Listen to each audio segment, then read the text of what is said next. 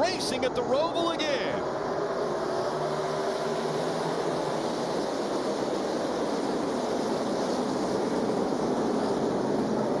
Every single turn a challenge. We saw that last year. Turn 1 was even a challenge on the restart. Great initial start for William Byron. Put some great distance between him and his teammate Jimmy Johnson.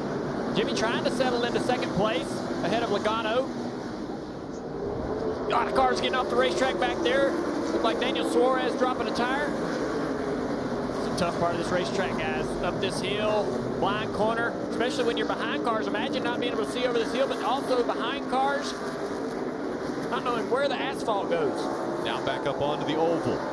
Going through turns 1 and 2. Charlotte Motor Speedway. Very narrow getting up onto that oval. You think it opened up on it would open up onto the NASCAR oval, but it's very narrow. And here's the first strip into the newly designed rear chicane. Success at the front of the field. Everybody playing nice, give and take. A couple cars too wide. Well, they both made it. Going backwards. Sideways behind him. The 88 Alex Bowman gets turned around. We have cars missing the chicane. We're going to have to see how NASCAR referencing a little damage on the 88. All right, he missed the chicane there. Drove through it. There were 2 cars at least that went through. Now we've got another one smoking as they come into turn number 1. That was the 20 of Eric Jones. And we got the 88 coming around to pit road. The 19 of Martin Truex Jr. has stopped on the front straightaway. He must have missed a backstretch chicane as well. And now Alex Bowman has had to come to pit roads for some fresh Goodyear tires because he said he flat spotted that set. And that's exactly what his crew chief, Greg Ives, was worried about this opening lap. He didn't want anyone to get overexcited, including his driver, and make any mistakes early in this. This one's going to set him back from the get-go. Junior, you talk about it. This 88 car would have started on the front row if he wouldn't have had that accident in the last few seconds of practice. Because of that, he's all the way back here in traffic. You're on board Martin Truex Jr. The 88 goes to the bottom of the racetrack. Yeah. It just logs up and completely misjudges the speed of the cars in front of him. Basically spins himself out. When there's so many cars trying to go into this chicane side by side, they all have to slow down much more. When he gets into the back, Austin Dillon gets into the left rear quarter panel of the 43 car, Bubba Wallace. He just didn't understand how much those cars were going to slow down and locked up the rear tires and spun himself out. Did a nice job, or got lucky. I would say got lucky as the cars spin around them. And so Steve, now with 6 laps to go, a caution comes out. On the roof of the 19 car, Martin Truex Jr., we're going to see what happened. This wheel hops in there and spins out. Interesting. All good. It's just you're going so fast, and you get those rear wheels hopping, you just cannot get it slowed down. It's just, we've seen it all weekend long. It's going to continue to be a problem as these brakes get hotter and hotter. It's going to get worse and worse getting into that corner. William Byron and Kyle Larson getting ready to barrel into the Tums Heartburn turn in turn 1.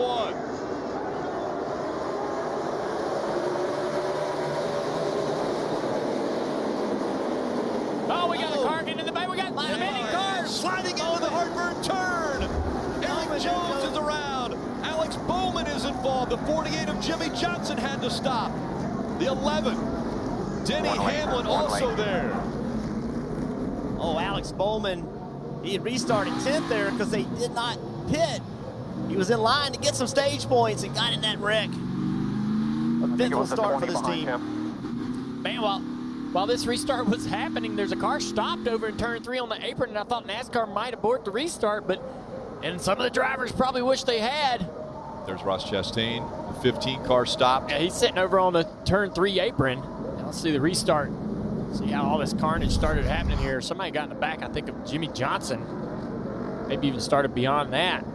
It's the problem back here. They start slowing down. You see right there, Kurt Busch in the back of Buscher. Then Buscher got in the back of 48, and then it just started from there. Keep in mind on this restart, this is probably the only racetrack all year long where they drive into turn 1 going faster on a restart than they do under a regular lap because you don't run the chicane. So the braking zone is completely different than it would be under a green flag lap. It's foreign to them. Yes. Because they don't do it, during green flag laps. So when they get into this part of the racetrack going faster than they've been all day long, a lot of guys misjudge who's going to brake, how much they're going to brake. It's not that Kurt made a mistake. He just didn't think everybody was going to stop that soon. Same as this is no different than on the interstate. They start slowing down in front of you, and then it just bottlenecks up. No different.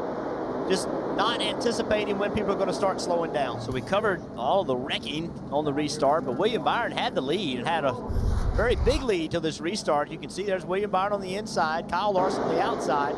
Kyle Larson with a really good launch on the restart, and then drives into turn one, gets a big arc into the corner. William kind of pinched his off, and that allowed Kyle Larson to get the lead.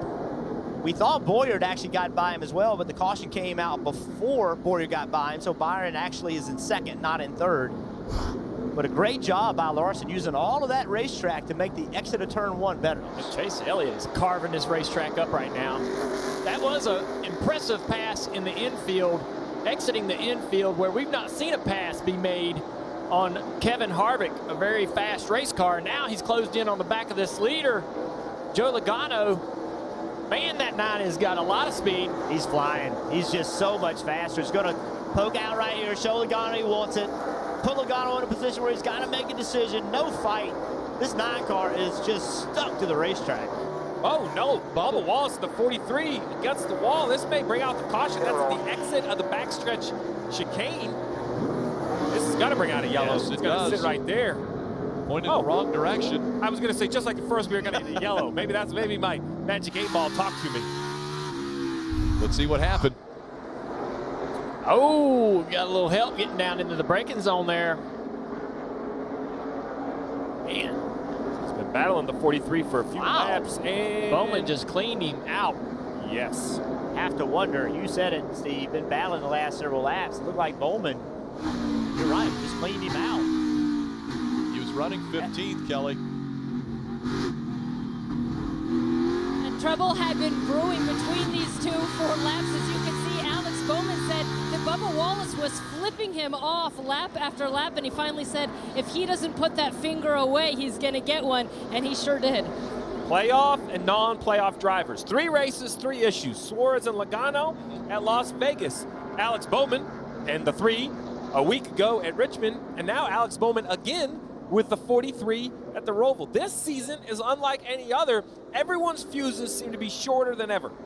Alex Bowman sending the signal, don't flip me off. I mean, some people that will send you over the edge. It makes you mad. So will Bubba Wallace come back and do anything? We've seen it before. Hedge Motorsports and Alex Bowman currently below the cut line, and it has been an eventful day. Let's listen in to some of the comments he had about racing the 43. If that little in front of me doesn't put his finger away, we're going to get one. Only flipped me off so many times a lap for not doing anything. This is what you mentioned earlier, Dale. I don't think he's looking to pass him in these infield corners. He's just looking to be close enough. Look at that. Yeah. Driving there. Feel that mirror. A lot closer as he goes into 5. Oh, man, that's a pass for position right there, and he's going to take it. Oh, Brad's going to fight him because Brad knows he has the inside line, the preferred line over here. If he can stay there. Whoa, man, that's a tough place for Brad. He almost spins the car out. And Chase Elliott has now taken the lead. Chase Elliott has won 5 races. He's won stage 2, and 3 of those 5 he'll win stage 2 here. Can he go on to win at the Charlotte Roval? Well, that will be the goal. And right now, Ryan Newman is 1 point behind that cutoff line. No more stages, no more breaks. Every position is a point. That's where they stand. 54 laps to decide who moves out of the round of 16. All right. Another time that they will go into Heartburn turn. And how will they do? 4 wide contact again. The 42 of Kyle Larson got into the 12 of Ryan Newman. They made it through the Tums Heartburn turn, though. Back up through the gears they go. It's Chase Elliott, Brad Keselowski, and another great restart for the 4 of Kevin Harvick. Smoking the tires, the 9's gonna miss it. He gets into the wall. Race leader. Chase Elliott into the wall, and the caution will come out. Unbelievable. I cannot believe that. 2 years in a row, we've seen drivers overrun that. Important points in the race. Cannot believe I just did that. Unreal. Remember, he launches right here. He's going faster right now on the restart than he is at any other point during the race, and just gets into the corner too deep, has the front tires locked up. It's never going to turn with the front tires locked up. Major impact. It's just such a foreign thing for these drivers to be carrying more speed on a restart than you are on a normal lap. He is so lucky. They just clinched into the next round of the playoffs at the end of stage 2.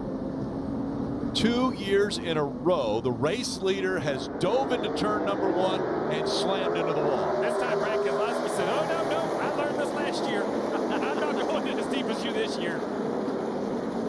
You can't tell me this isn't the most challenging racetrack. There's no way you can make the argument for anything else, right? I mean, just to go straight like that, Dale, it just looks crazy. Yeah, these are big curveballs for these pros to try to navigate through.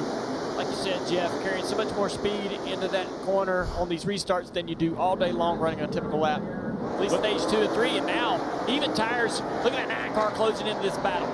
Yeah, look who joined the battle. That 9 car. Oh, man. And one around right in the infield, and it's the 36 of Tift. It's going to go in uncharted waters here.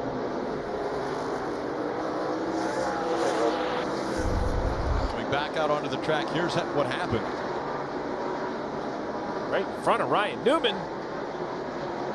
Take a basic maneuver. You guys are showing that battle with Clint Boyer and Eric Almirola. Well, it's this guy, Ryan Newman, that I think cares the most about that battle. He avoids the 36, but does he avoid the grass? Oh, looks like got grass on the grill there. Marty. Oh, the 11 spun out. We got the track spot. Newman's in it. Big problem over here in the infield. Newman is backwards.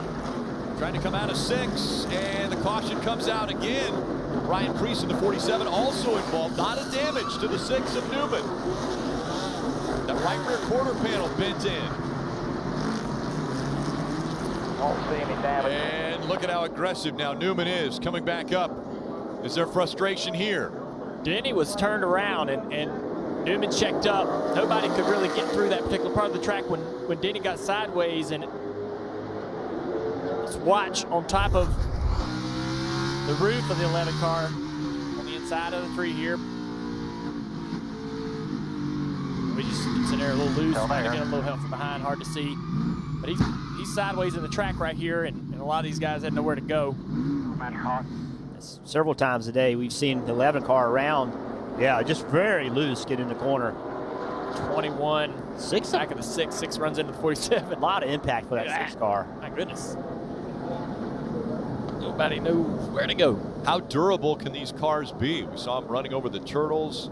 We've seen parts break. Ryan Blaney had a piece break on his car. They fixed it. He's now currently above that playoff cut line. Look at the damage the 6 does to the 21. When 21 comes by, just destroys the right side of that car. All these other cars in the grass all have to come pit road. Back onto the high bank. The 1 spins the 37 off turn 8. Smoke everywhere. Does everyone get through? The 13, there's Newman. Caution again. Through. Wow.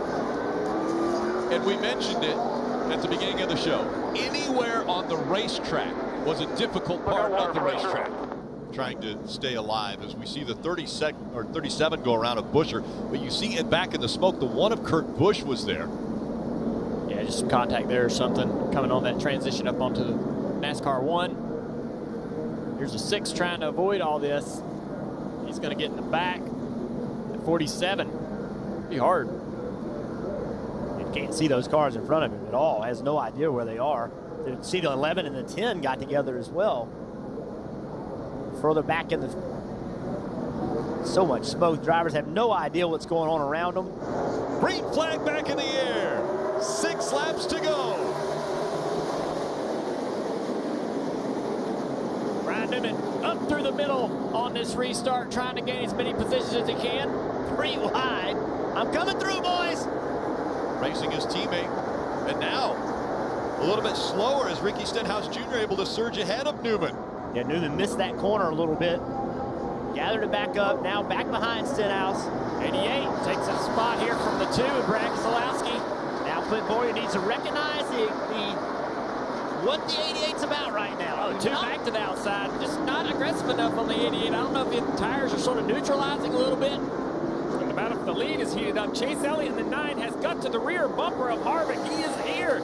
Can he recover from the earlier mistake? That is amazing. We have seen Chase Elliott be very aggressive in these chicanes. He has outbroken numerous drivers today. Let's see what he does here on the backstretch chicane. And he puts the pressure on that 4. Well, then look who's in 4th, the 88 of Alex Bowman. No one can use the win more. The 9's all over the 4. Chase Elliott to the outside. To the outside. This will be the inside of the chicane coming up. What a move by the 9 car. He's going to take the lead. For the race lead, Chase Elliott. Does he get it? Through the chicane he goes. Chase Elliott's up front. 5 laps to go. His hopes land in the hands of Eric Almirola, and can he pass Ryan Newman? That's the battle for the transfer spot. Oh, and he smokes the tires. Does he miss it?